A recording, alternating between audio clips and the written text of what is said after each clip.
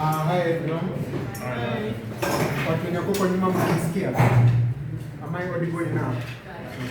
Thank you. My name is Alvin Kamau. I am a third year student here at KCA. I study information security, and I'll be talking about augmenting human intelligence with AI. As we start, it is important to recognize the symbiotic relationship between data and humans. As of now, our current AI systems rely a lot on the data that we produce, and that is can be signified in the way that as we use food to nourish our bodies, that's the same way that our AI systems today use data to learn, that's how they evolve, and that's how they make decisions. So without data, there is no AI systems today. And yeah, so humans today are the ones who generate information. We are the ones who do the first level of interpretation, and we are the ones who do cleaning of this data. And without humans involved in this loop of AI systems do not be what they are today. And that's why it is important to recognize that AI cannot replace humans, at least for now, because there are these crucial aspects or parts of this AI process that require a lot of human input to be done. But as we continue, technology should not be a replacement for human cognition and human potential, but it should be used as an amplifier of what we humans are capable of. So as we build AI systems, we should be building AI systems not to replace humans, but should be used and should be built from the ground up as with the primary focus or role of augmenting the capabilities that we humans can do, which could otherwise not be done by either. Humans cannot achieve the speed and the accuracy that computers can, and computers cannot achieve the sensitivity to human emotion that we do. So both humans and AI should be able to work together to produce a better future for each and every one of us. But there's a problem with the current systems of AI that we use today. The current AI systems we use today are locked in time or stuck in time. The last time that a GPT model was trained, it will not have information that is recent as of today. Something that happened today, a GPT system does not have information of, because it is locked in time in by what it was already taught. But there are systems and there are processes that can be used to enhance the capabilities of these AI and LLM models to have latest information and to also have in-depth knowledge in areas that they otherwise do not have or are not as good at. And that's where RAG comes in. RAG is in full, it is retrieval augmented generation.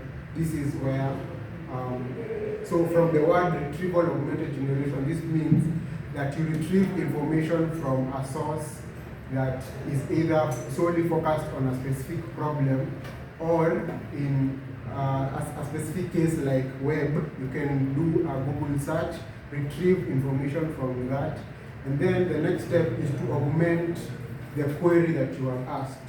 You can ask a model to explain to you what happened to the late CDF. But for that model to be able to understand that, you should be able to do a Google search to retrieve the information, and then augment your own query, and then at the end generate information that you and I can understand. So that's how retrieval augmented generation works in principle. So this is a pipeline that is done to, this is a pipeline for RAG. You first of all have your documents. You can have your documents such as PDFs for example, I'm the creator of Sharia AI. It's an AI legal assistant. And for that to be able to work, I need to have the laws and the acts that have been passed by Parliament. So I have these documents, and then I chunk them. Chunking is whereby you take these documents and you take a certain number of characters, let's say 1,000 characters from these documents. So you chunk each document to a maximum of 1,000 characters. And then you save that as individual chunks. And then you pass that through an embedding system. Embedding, in simple terms, is converting text to numbers, or converting text into a vector format of this text that you've already chunked. And then you store it in an index. And this index is not just a normal index that you can have either on MongoDB or Supabase or Firebase. These are vector database that stores vectors that you have already chunked. So this is the first process. It's called ingestion. The second part of the RAG pipeline is retrieval, where a user asks a question. So for example, the way I've built Sharia, and a person or a lawyer can ask Sharia a question like, what are the presidential term limits and where are they found in the Constitution? That query needs to be passed into an index that contains the text or the chunks that have already been embedded. This index is this index. So it passes that query into this index and fetches the top K. Top K is the top 10 chunks that meet the requirement to answer this question. So you can go to a specific act and find that this information is crucial to answer this question on the presidential term limits. So you can get K of them. You can put 5 or 3 or 10 depending on the number that you want. Then that's the retrieval part. The synthesis is after you've taken the query and you've retrieved the information that is relevant to answer this query, you pass it into a synthesis or an LLM that will take the context that you have given and the query and now generate an output that makes sense and that you can understand, instead of having to go through the whole constitution to find that information. So this is now a specific use case that I have used in the building of Sharia AI. So all this part that is in the dotted line sits on Amazon EC2. So this is my server in short. So the user query, for example, the one that I've just given on what are the presidential term limits, are passed into GPT-4 model, the first instance. And this first instance is like it's like the first brain part, because it needs to make a decision between if this question that the user has asked, does it require only laws and acts, or does it also need court cases for it to be able to generate an output. So for that question that we're using as an example on what are the presidential term limits, that question solely needs the knowledge on acts and laws that have already been passed, including the Constitution. So we get that query and we augment the chunks and the documents that we have retrieved from this knowledge base. And then we pass it on to GPT-4. This GPT-4 here is now this LLM that will now generate for us an output, and we get a satisfied user. And the same case happens here when a user asks a question regarding a court case that has happened or is in the progress, is already happening. And I've created a database that holds all those cases, or most of those cases. And then the cases are then augmented together with the user query, and you generate an output. So we can see that happening over here. I'm not sure if the people at the back can see, but I'll explain. This is a question that is I've asked. Under the Employment Act of Kenya, what is the maximum number of hours an employee can be required to work in a week, excluding overtime? The answer is under the Employment Act of Kenya, maximum number of hours excluding overtime is 52 hours. The provision aligns with regulations of the working hours and aims to protect. This response is from the Employment Act that I've already given to Sharia so that it is able to generate an output like this one.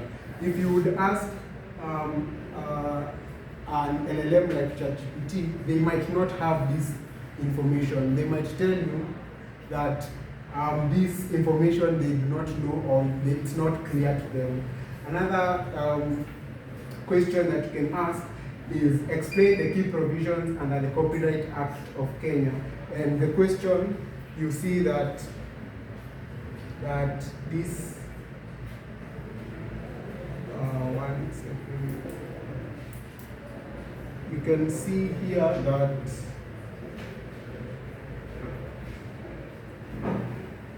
sorry.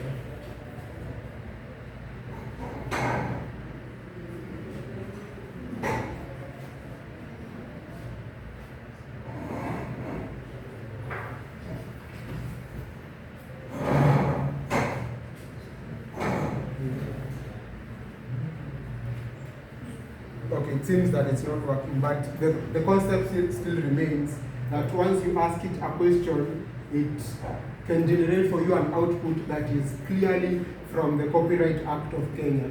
And if this was working, we could see that you could also go to, it gives you sources to the information and where it has gotten the information from. So this is the end of my presentation, and thank you for not sleeping. And yeah, you can ask me questions and I can try and answer them. Yeah, sure. Hi, Alvin. I have two questions.